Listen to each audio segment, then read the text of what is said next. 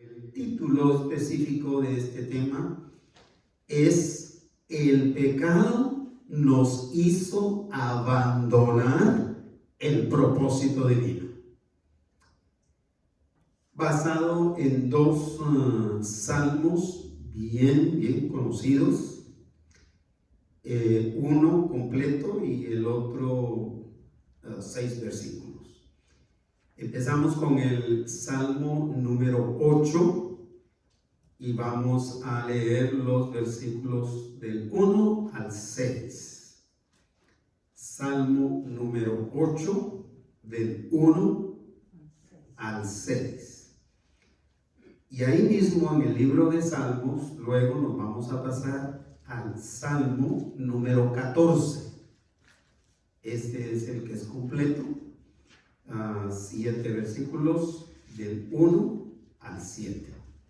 Repito, Salmos 8, 1 al 6 y Salmos 14 del 1 al 7. Empiezo con Salmos 8, 1 al 6. Oh Jehová, Señor nuestro, cuán glorioso es tu nombre en toda la tierra. Has puesto tu gloria sobre los cielos, de la boca de los niños y de los que maman. Fundaste la fortaleza a causa de tus enemigos, para hacer callar al enemigo y al vengativo. Cuando veo tus cielos, obra de tus dedos, la luna y las estrellas que tú formaste, digo: ¿qué es el hombre para que tengas de él memoria, y el hijo del hombre para que lo visites? Le has hecho poco menor que los ángeles y lo coronaste de gloria y de honra. Le hiciste señorear sobre las obras de tus manos, todo lo pusiste debajo de sus pies. Capítulo 14. Versículo 1 al 7. Dice el necio en su corazón: no hay Dios. Se han corrompido, hacen obras abominables. No hay quien haga el bien. Jehová miró desde los cielos sobre los hijos de los hombres, para ver si había algún entendido que buscara a Dios. Todos se desviaron, a una se han corrompido. No hay quien haga lo bueno, no hay ni siquiera uno.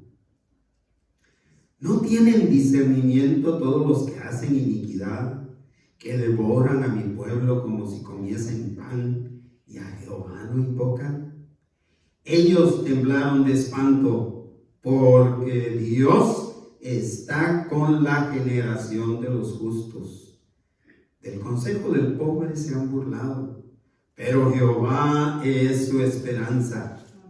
Oh, que de Sión saliera la salvación de Israel, cuando Jehová hiciere volver a los cautivos de su pueblo. Se gozará Jacob y se alegrará Israel. Bendito sea el nombre de nuestro Dios. El pecado nos hizo abandonar el propósito divino.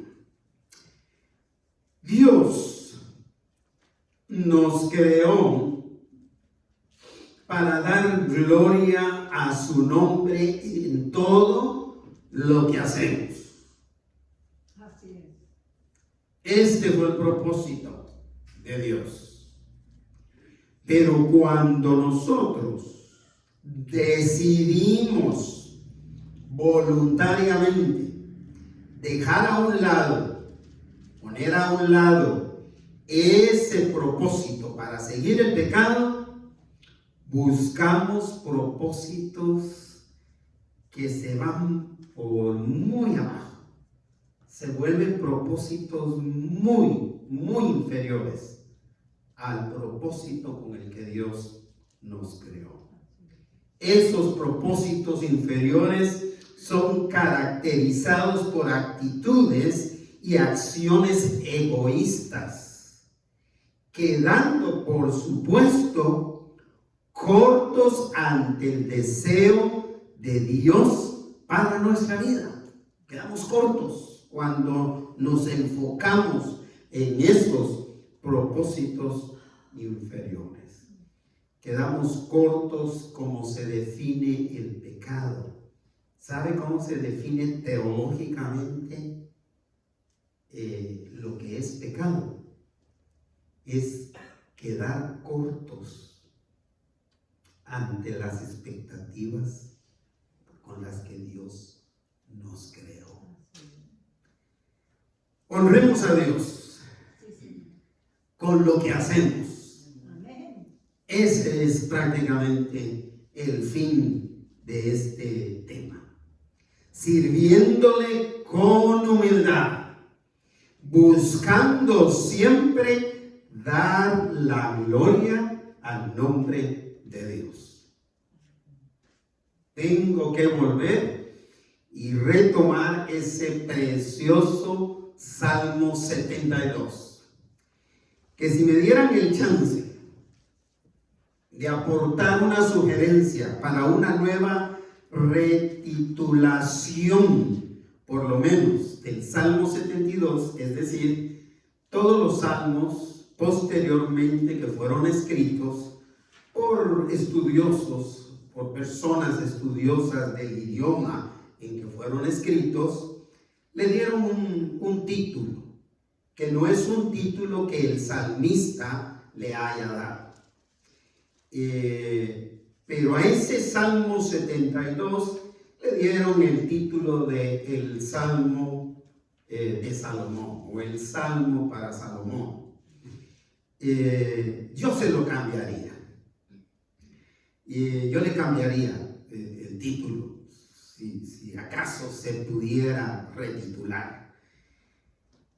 Le pondría el Salmo del gobernante temeroso de Dios. Y tal vez una buena reflexión sería titulada de esa manera al respecto de ese salmo: el gobernante temeroso de Dios, el gobernante que en lo que hace, que es gobernar, se va a orientar o enfocar en que todo lo que haga lo va a hacer para la gloria de Dios. Por eso es que el Salmo 72 termina dándole la gloria al Señor, como nos lo anticipó Juan Manuel en la lectura bíblica. Vea que todas son peticiones a favor de un gobierno por el oprimido, por el pobre, por el menesteroso. Y habla de que la gente bendiga, ore por su gobernante siempre. Pero cierra ese salmo, y quiero leerlo nuevamente, diciendo: alaben a quién, al rey. En la lectura bíblica, alaben al rey. No, alaben quién, a quién, al Señor Dios, al Dios de Israel. Estoy en la lectura bíblica del Salmo 72, 14 al 19, y estoy en los últimos dos versos, 18 y 19, que dicen: alaben al Señor Dios, el Dios de Israel, el único que hace semejantes maravillas. Alaben su glorioso nombre por siempre, que toda la tierra se llene de su gloria. Amén y amén. ¿Qué piensan ustedes en relación con el propósito que vivía este gobernante, el rey David? ¿Cuál era el propósito que vivía? El propósito de Dios. el propósito de Dios, darle la gloria a Dios en todo lo que hacemos. Si Él había sido puesto para gobernar, iba a darle la gloria a Dios gobernando. Si a mí me han puesto para barrer, voy a darle la gloria a Dios barriendo. Si a mí me han puesto para darle la gloria a Dios como maestro, entonces le voy a dar la gloria a Dios enseñando. Todo lo que hacemos debe darle la gloria al Señor.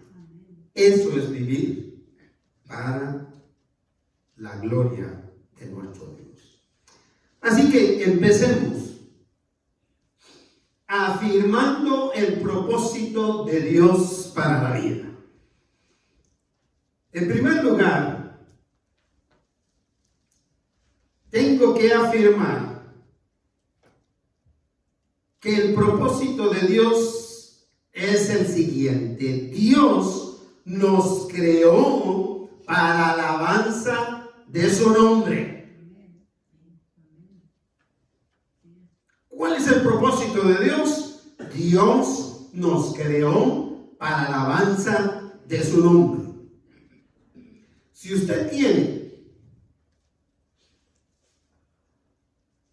15 años mínimo de ser creyente, usted ya no está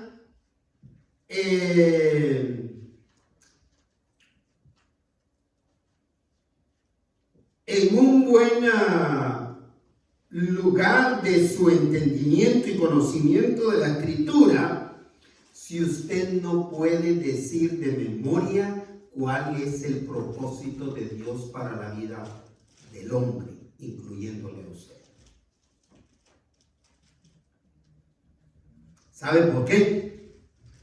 Porque desde que el doctor Rick Warren escribió su tesis y de eso escribió el libro Una vida con propósito, él empieza, y eso se enseñó a todos los niveles. Recuérdeme, hermana Salud, buscarle uno de estos libros de Una vida con propósito, porque en todo caso la única que estaría exenta de no saber de memoria para qué fuimos creados sería la hermana Salud, quien a partir de ahora ya no sería exonerada. El propósito de Dios para la vida es: Dios nos creó para alabanza de su nombre. Ese es el propósito con el que Dios nos creó. El salmista creía firmemente que Dios es soberano y que es digno de todo honor y de toda gloria. Esto le facilitó a él vivir para gloria de Dios, gobernar para la gloria de Dios. Empezamos con Salmos 8, versículo 1. Y dice este precioso salmo, caracterizado definitivamente como de alabanza: Oh Jehová, Señor nuestro, cuán glorioso es tu nombre en toda la tierra. Has puesto tu gloria sobre los cielos. Inicia con dos palabritas. ¿Cuáles son? De exclamación: Oh Jehová. Hemos dicho que el salmista acostumbraba, y parte de su estilo personal, llamar al Señor por su nombre, que lo describe como un Dios soberano, Yahweh o Yahvé. Y así empieza. Oh Yahweh, oh Yahweh, Yahvé, oh Dios soberano, en otras palabras, y continúa llamándolo de una manera íntima y personal, con otras dos palabras. ¿Cuáles son? Señor, Señor nuestro. Es decir, él empieza su alabanza resaltando la soberanía de Dios sobre todo el universo, incluyéndolo a él, y continúa alabándolo de manera íntima y de manera personal. Es decir, que nosotros necesitamos alabar al Señor también de manera íntima y de manera personal. No es cuestión de alabar a Dios solamente cuando nos reunimos en congregación, y es más, solamente cuando está lleno el templo, entonces ahí hay que alabar. Hay que alabar al Señor de manera íntima y de manera personal también. Continúa para hacer resaltar esa gloria del Señor sobre toda la tierra. El versículo cierra diciendo: cuán glorioso es tu nombre en toda la tierra. Has puesto tu gloria sobre los cielos. Bendito sea el nombre del Señor. Pasa al versículo 2. De la boca de los niños y de los que maman fundaste la fortaleza. A causa de tus enemigos, para hacer callar al enemigo y al vengativo. Es interesante, pero hablando de la alabanza, muchos agarran este versículo para referirse a que son los niños o los bebés que todavía consumen de alimentación la leche materna, los que alaban al Señor.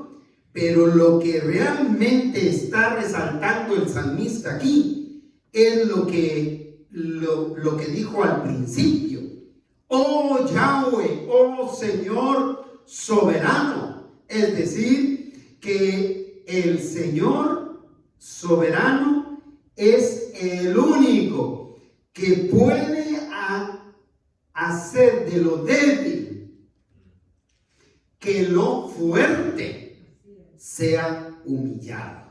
Es decir, dice: de la boca de los niños y de los que maman fundaste la fortaleza. Tú puedes hacer lo imposible posible. A causa de tus enemigos, para hacer callar al enemigo y al vengativo. Hermano Romeo, hermana María Elena, quienes han venido hoy con esa carga en sus corazones, yo quiero decirles, en base a este pasaje, que el Señor va a usar lo débil, lo más débil, lo más indefenso de este mundo para hacer callar al enemigo de nuestras almas.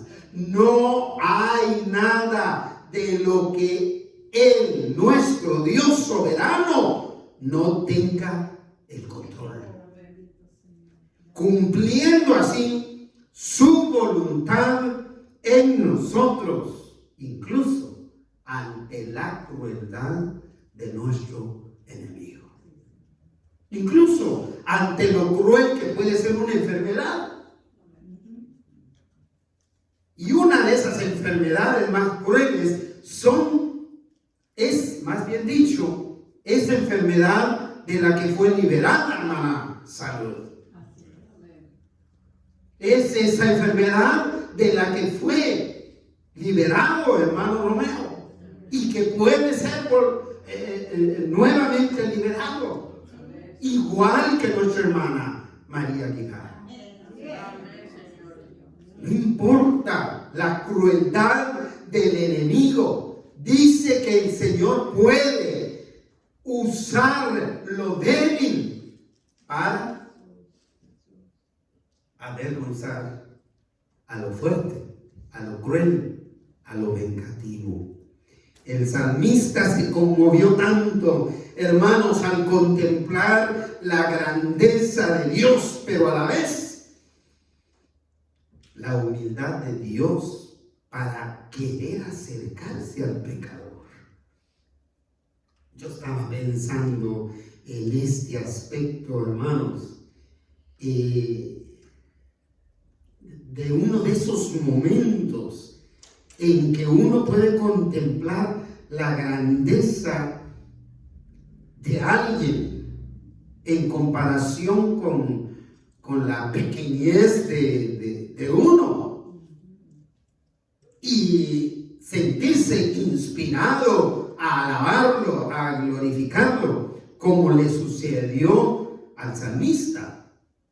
Versículo 3 y 4.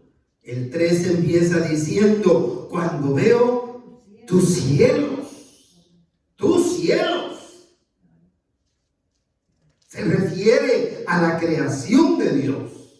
Cuando veo tus cielos, obra de tus dedos, la luna y las estrellas que tú formaste. ¿A qué nos inspira cuando vemos las nubes? ¿A qué nos inspira cuando vemos las estrellas? ¿A qué nos inspira cuando vemos el sol, cuando vemos la lluvia, cuando vemos las plantas? Cuando vemos o somos testigos del nacimiento de una nueva vida. Digo, versículo 4, digo, y hace la pregunta, una pregunta de reflexión. Léala conmigo. ¿Qué es el hombre? Póngalo de manera personal. ¿Quién soy yo? ¿Qué soy yo? Para que tengas de mí memoria, para que tengas de él memoria, para que te recuerdes de él. Y el Hijo del Hombre para que lo visites. Es decir, el salmista quedó tan impresionado, quedó tan conmovido de su majestuoso Dios, que siendo tan grande, siendo tan majestuoso, él quisiera acercarse a él. Es decir, cuando yo puedo verme a mí, cuando yo puedo examinarme a mí, debo preguntarme esto: ¿quién soy yo? Para que Dios haya querido tener relación personal conmigo, para que Dios decidiera adoptarme como hijo.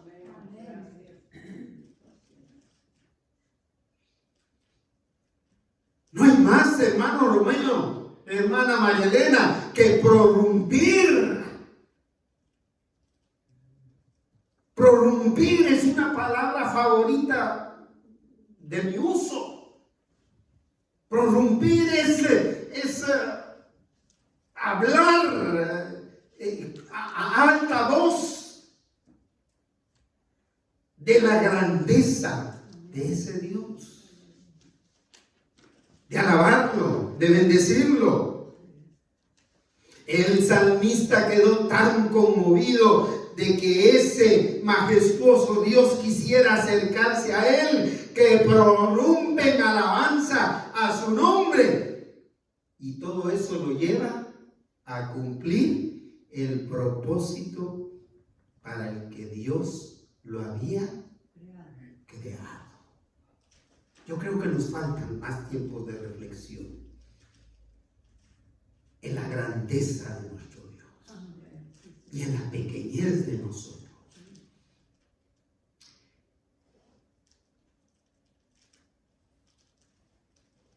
He estado pensando en uno de mis momentos más emotivos de la vida, que me sorprendieron. Como todos, aunque no me tocó pasar ni por el cerro, ni por el río, ni como a otros que sufrieron ese estadía, sí me tocó mi propio padecimiento, distanciamiento de mi familia, de mi esposa, de mis hijos.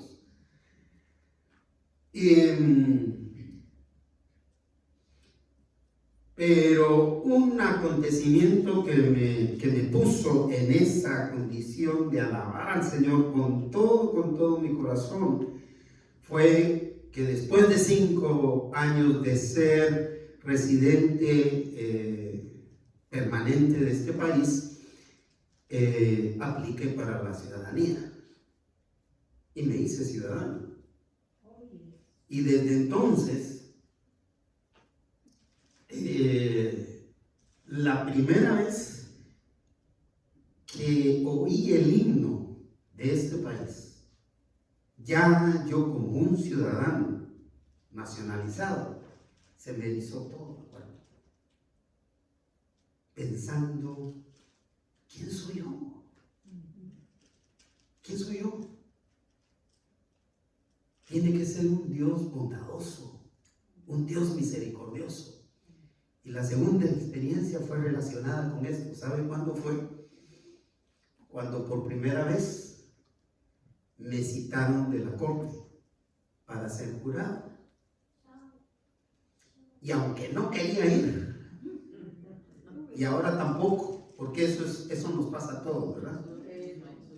Cuando es la primera vez, en mi caso, a mí me parecía sorprendente. Y fui porque pensé que no me iban a elegir. Y en la primera vez que fui me eligieron como jurado. Y me tocó ser jurado de un pleito entre anglosajones. Un robo menor de uno para con el otro. Eso me impactó, porque dije, un guatemalteco como yo, 6 años después de ser residente en este país, estoy sentado en una corte juzgando a 2 americanos. ¿Quién soy yo? Mire, y me gusta recordarlo. Es eso lo que sintió, lo que experimentó el salmista cuando se queda atento a ver las maravillas de Dios a su alrededor. Ya no digamos el trono donde él estaba sentado, la cantidad de gente que tenía a su servicio. Todo eso lo tenía que llevar a una actitud de humildad para darle el reconocimiento al único que debe tener reconocimiento. El nombre de nuestro Dios. Otro motivo que tenía el salmista para vivir el propósito de Dios para nuestra vida, que era darle la gloria en todo lo que hacemos, es el estatus con que nos creó. ¿Se había puesto a pensar en el estatus especial con el que el Señor la creó a usted? ¿O lo creó a usted? Hay un estatus especial que no le dio a ningún otro ser. Ni aquí en la Tierra, ni en Marte, por más inteligentes que sean los marcianos. Que quién sabe. Nos dio un estatus diferente a la de todos los demás seres. Versículos 5 y 6. Y aquí lo describe. ¿Le has hecho qué? Poco menor que los ángeles. ¿Cuál es la idea que nos da? Como decíamos en Guatemala un tiempo, un cachito menos. ¿Cómo se consideran los ángeles? Seres celestiales, ¿no es cierto? Algunos con poder que ha sido concedido por Dios para determinados servicios que Dios nos pone a hacer. No con poder propio. Es con un poder concedido por Dios mismo para hacer sus obras en favor de sus hijos, nosotros. Lo has hecho un poquito menor. Casi que le pegas a ser un ángel. Lo has hecho un poco menor que los ángeles. Pero a cambio, ¿qué dice? Lo coronaste de gloria y de honra. Es impresionante que Dios nos haya creado a su imagen y a su semejanza. Y como que si eso fuera poco, nos coronó de gloria y de honra. Es una bendición ser un ser humano.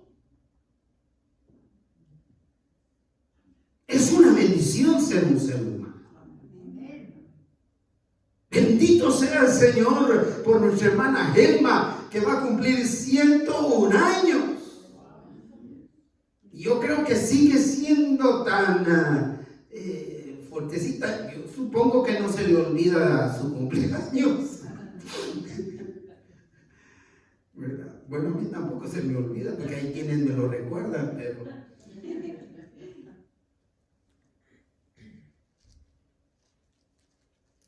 el Señor nos creó y nos hizo a su imagen, y encima de eso nos coronó de gloria.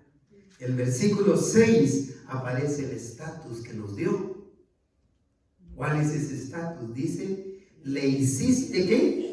Señorear sobre las obras de tus manos, todo lo pusiste debajo de sus pies. Para que este salmo fuera completo, faltan 2 o 3 versículos, creo, que describen todo lo que está debajo de los pies del ser humano, del hombre. Es decir, lo puso a administrar. Lo puso como un administrador. Es decir, nosotros somos administradores, administradoras, en el caso de nuestras hermanas, de la creación de Dios, de todo lo que Dios nos ha dado, del aire, del sol, de las plantas, de la tierra. ¿Cuál es el problema? El problema es que nosotros, administradores y administradoras, lo hemos hecho a un lado y hemos agarrado el lugar de dueños. Ahí nos apoderamos de todo. Vendemos el agua, vendemos el aire, vendemos los terrenos, vendemos la comida.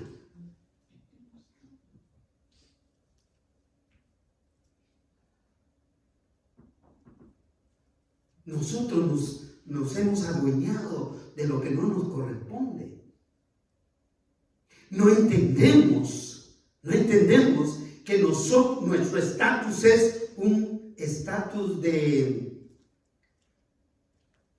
corregente, es decir, uno que está al lado de otro que es superior.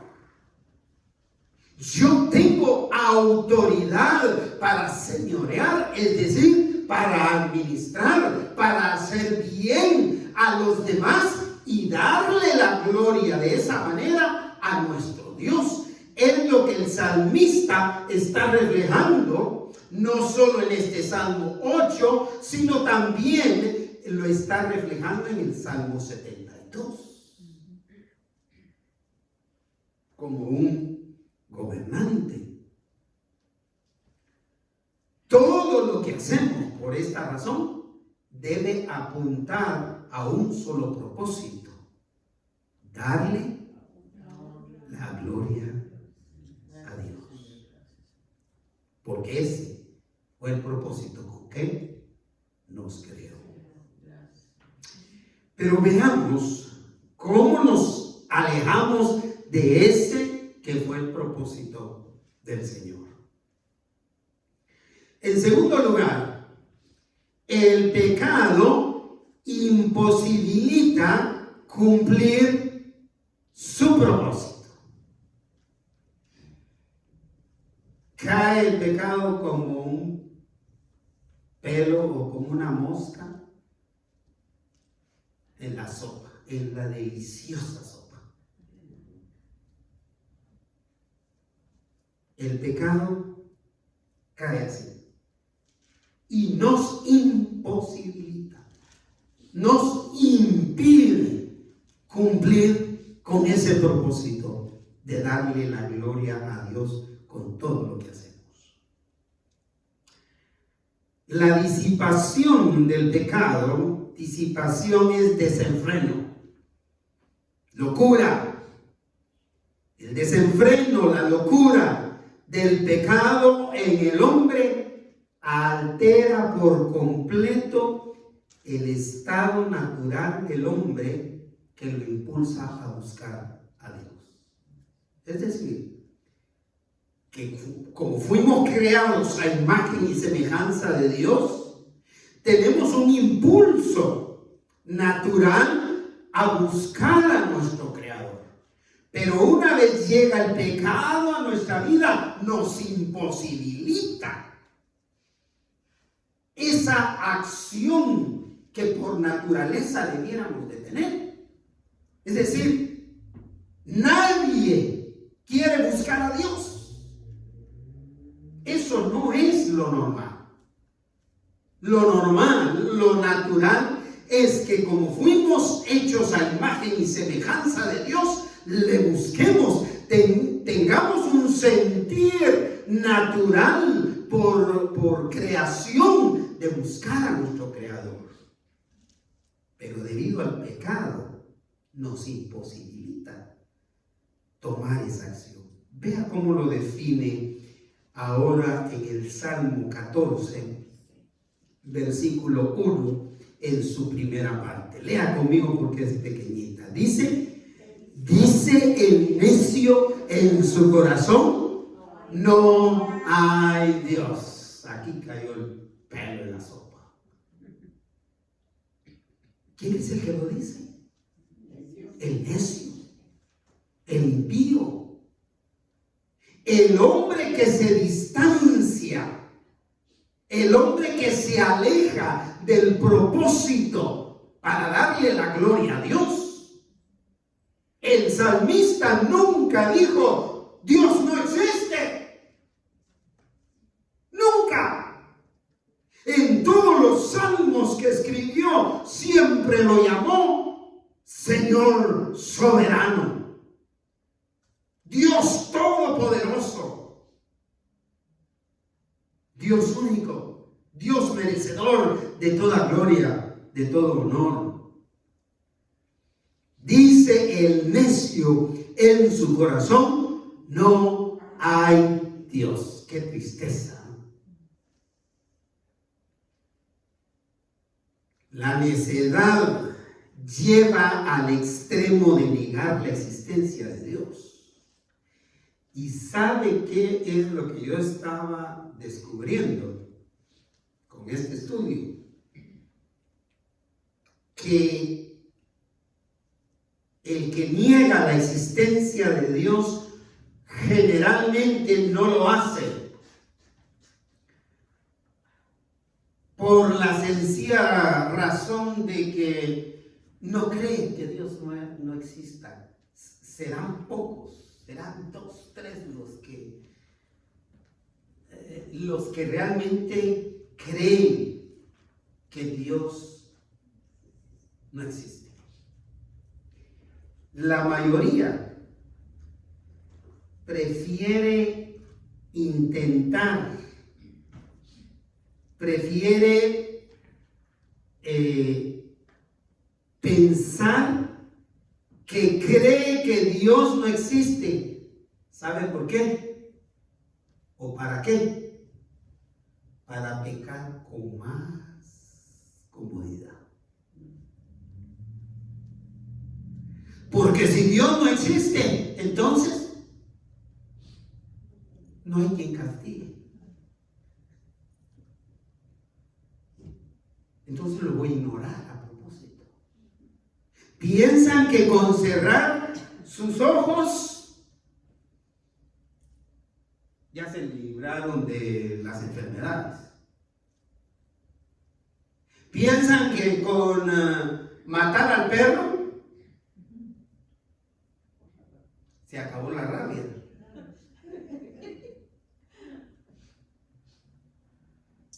Es decir, mis hermanos, mis hermanas, que el impío encuentra la manera más cómoda de seguir pecando al ignorar la existencia de Dios deliberadamente. Así que, si Dios no existe, aquí se acaba todo.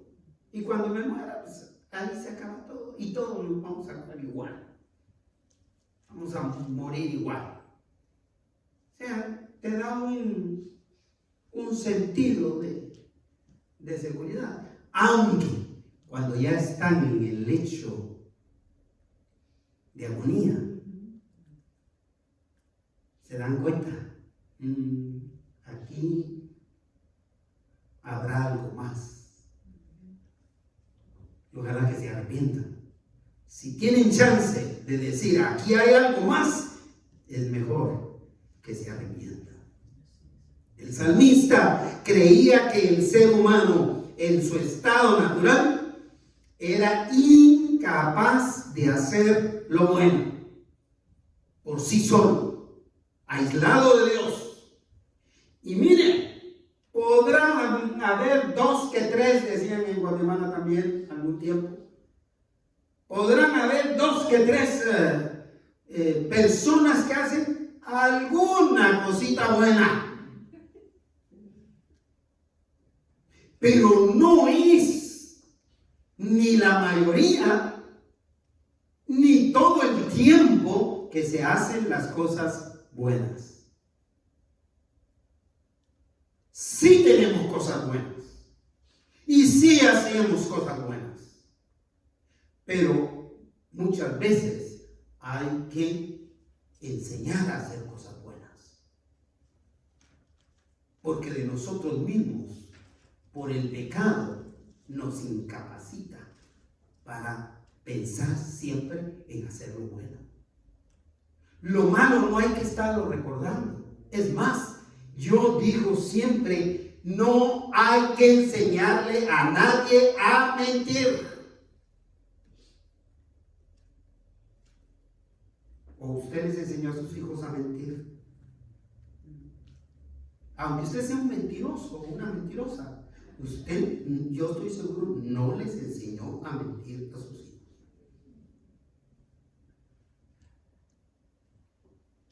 Pero ellos aprendieron. No, ellos no aprendieron. Ellos ya lo traían en su su naturaleza pecaminosa. Y lo desarrolla. Y si nosotros le damos las herramientas, con mayor razón.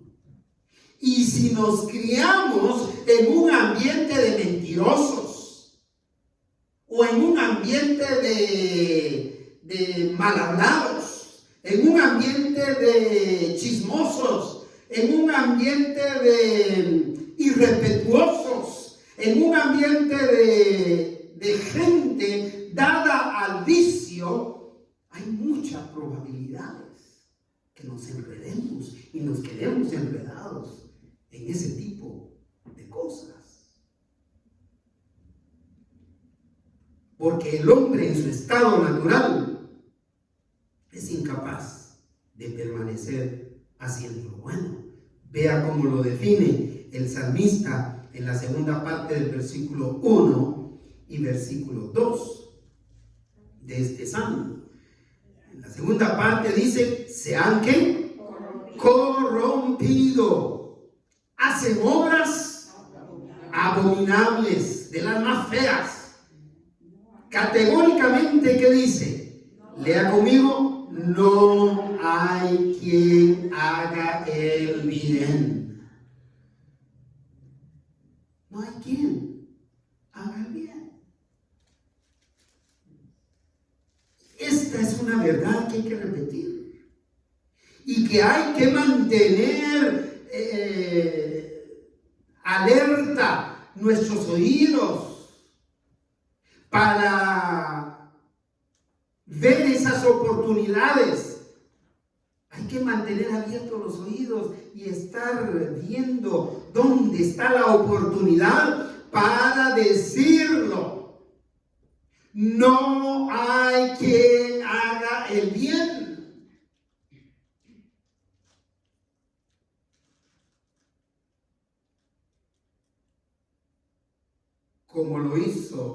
Tal como lo hizo el apóstol Pablo, es decir, de decir esta verdad. En Romanos, no lo busque, el apóstol Pablo, en la segunda parte de uno de los versículos que debemos saber de memoria, dice, no hay ni uno que haga lo bueno, ni uno solo.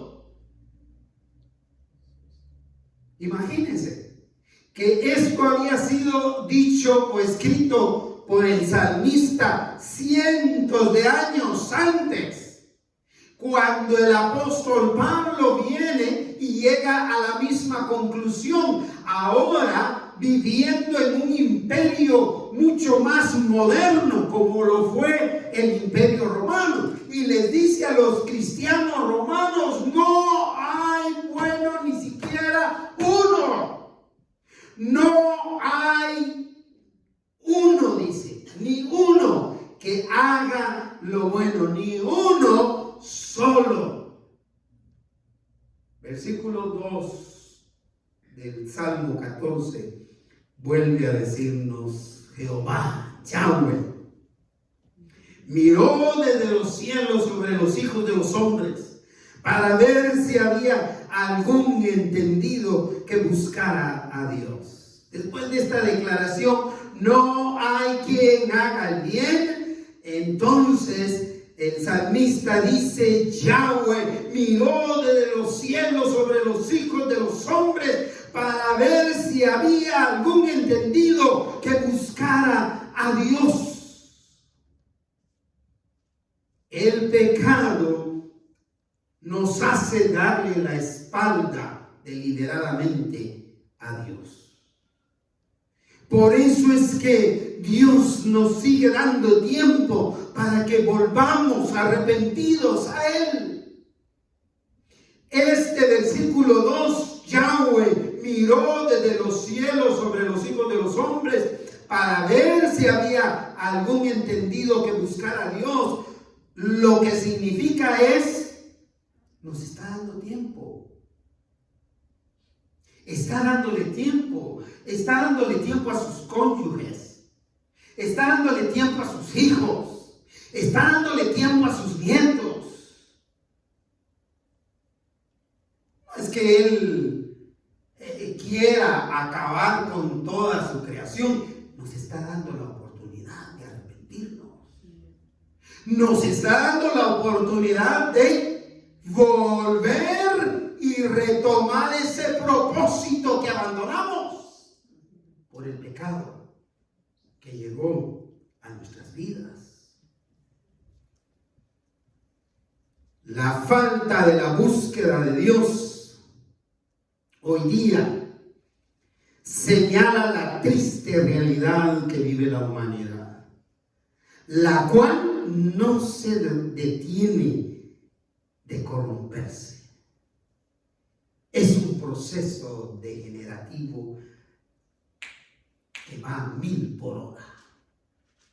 La corrupción, la degeneración de la gente es increíble.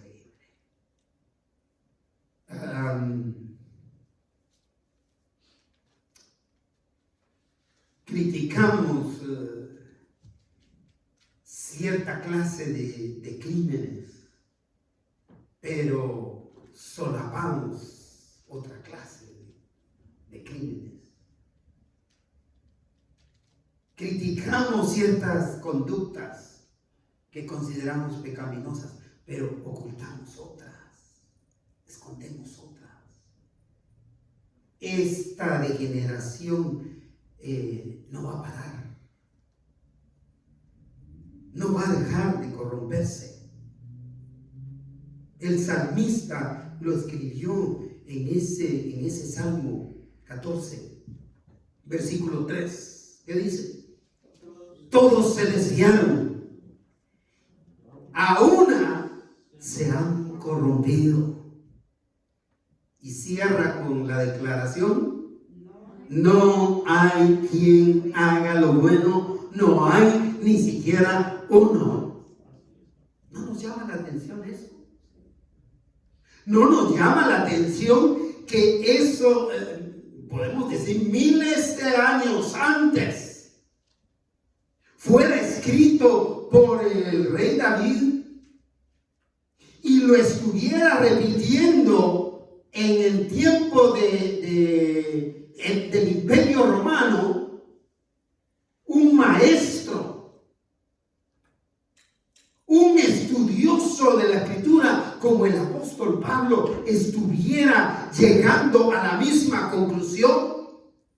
Porque la conclusión de Pablo en Romanos 3:12, y lo leo completito, empieza diciéndonos: todos se desviaron, todos se volvieron inútiles. Diciendo concluyentemente: no hay ninguno que haga lo bueno, ni uno solo. El pecado nos incapacitó para hacer el bien. Es triste, pero el pecado nos incapacita, nos neutraliza. Ahora veamos el resultado de volver al propósito divino. Es decir, ya vimos cuál es el propósito de Dios. Ya vimos cómo el pecado nos incapacita, nos imposibilita vivir con ese propósito. Pero ahora cerremos. En tercer lugar, el resultado de volver al propósito divino, a ese propósito que habíamos abandonado. En tercer lugar, vivir el propósito divino devuelve la confianza en Dios. Volvemos a hacer de Dios nuestro refugio. Volvemos a hacer de Dios, por lo tanto, nuestra única esperanza. El salmista contrasta bien descrita la condición del hombre que vive de acuerdo al propósito divino con la condición del que vive alejado del propósito de Dios. Empezando con una pregunta retórica, es decir, de respuesta obvia. Versículo 4. Aparecen tres cositas en esta pregunta, de lo que describe al que no vive para la gloria de Dios, que es el propósito de Dios para la vida. Versículo 4. ¿No tienen discernimiento todos los que hacen iniquidad? Es decir, no lo tienen. No es que no sepan hacer el bien, es que no disciernen bien, no deciden hacer el bien. Eso es lo que significa. No tienen el discernimiento todos los que hacen iniquidad. ¿Qué es la segunda cosa que hacen? Que devoran a mi pueblo como si comiesen pan. ¿Qué quiere decir esto? Que encima de que ignoran, encima de que no quieren hacer el bien, no hacen el bien, se van contra los que sí viven el propósito de Dios, contra el pueblo. Que devoran, dice, a mi pueblo, como si comiesen pan. La pregunta cierra diciendo, ¿y a Jehová no invocan? No lo invocan. ¿Cómo lo van a invocar? Si no lo buscan. Gracias, hermana. ¿Cómo lo van a invocar si no lo buscan? ¿Cómo lo van a bendecir si no lo buscan? Versículo 5, continúa la descripción. Ellos, refiriéndose a los inicuos, temblaron de espanto. Aquí es donde empieza el diablo a aparecer. Y el pecador a padecer. Ellos temblaron de espanto, porque Dios está con la generación de los justos. Es decir, mientras el impío, el que no está viviendo bajo el propósito de Dios, tendrá un momento en que vivirá terror. Cuando el día del Señor llegue, el justo, aunque afligido, sigue confiando que Dios es su refugio. Bendito sea el nombre de Dios. Me vuelvo a dirigir a la hermana María Elena y me vuelvo a dirigir al hermano Romeo. En cuanto a mí, dice el salmista ahí en su boletín, capítulo 59, versículo 16 de Salmos. En cuanto a mí, si lo tiene a mano, léalo conmigo. Yo cantaré de tu poder. Y si no, léalo en casa. Cada mañana cantaré con alegría acerca de tu amor inagotable, pues tú has sido mi refugio. Repita. Tú has sido mi refugio, un lugar seguro cuando estoy angustiado. Gloria sea a mi Señor. Versículo 6 termina la descripción del inicuo y también del justo. Del consejo del pobre se han burlado. Dígame si puede contar de 1 a 3 veces que alguien se ha burlado de usted cuando usted le habla del Señor. Mucho más que 3, ¿verdad? Mucho más. Porque el inicuo, el que no vive para la gloria de Dios, como es el propósito de Dios, Se burla del consejo del pobre, del justo, de aquel que sí busca a Dios. Recuerdo a mi hermano mayor que ojalá se haya arrepentido, y creo que sí. Pero cuando yo a los 16 años buscaba al Señor con todo mi corazón, decía, espérense, este va a terminar igual que todos nosotros. Fumador, mujeriego, borracho, violento. Ya se le va a pasar. Se burlan. La gente encuentra motivo para burlarse de aquellos que buscan al Señor con todo su corazón y que se los aconsejan. Del consejo de los pobres se han burlado. Pero Jehová es su esperanza, y es su esperanza de los justos. De los justos. Es su refugio de los justos.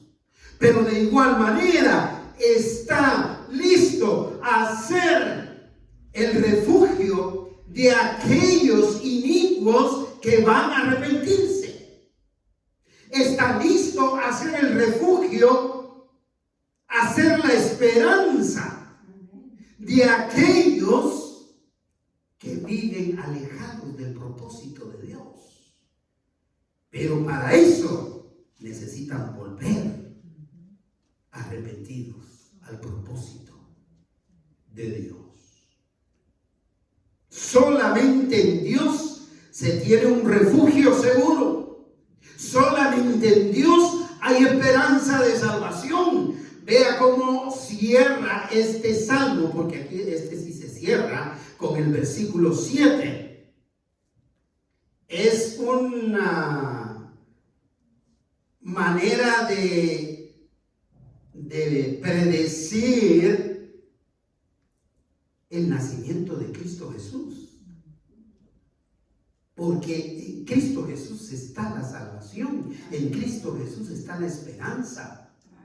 Nuevamente, y dice: oh, que de Sión saliera la salvación de Israel. Cuando Jehová, cuando Yahweh hiciere volver a los cautivos de su pueblo, se gozará Jacob y se alegrará Israel. El salmista creía que un día la redención del creyente, porque él era un creyente. Nosotros llamamos creyentes solo a los cristianos, pero no, los creyentes en Dios existían desde el conocimiento de Adán y Eva. El salmista creía que la redención suya como creyente y la redención de todos los creyentes, incluyéndonos a nosotros, llegaría un día. Y también incluye para los que se vuelvan a ese propósito de Dios, de vivir para su gloria. El que no cree en Dios no lo va a buscar. No tiene sentido. No tiene sentido que usted busque a Dios si no cree en Dios. Por el contrario, se oponen a su voluntad. Por el contrario, se oponen a ese propósito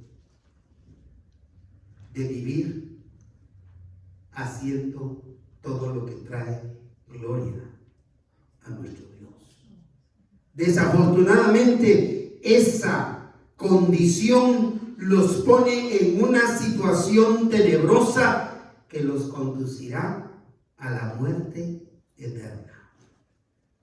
A menos que se vuelvan al propósito de Dios para la vida de todo ser humano, el cual es vivir para dar gloria a su nombre en todo lo que hacemos.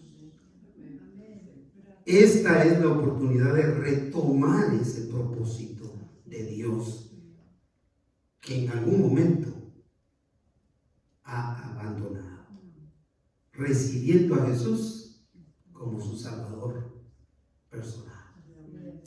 Hermanas, hermanos, oremos que Dios nos dé la valentía y la sabiduría de vivir para dar gloria a su nombre en todo lo que hacemos.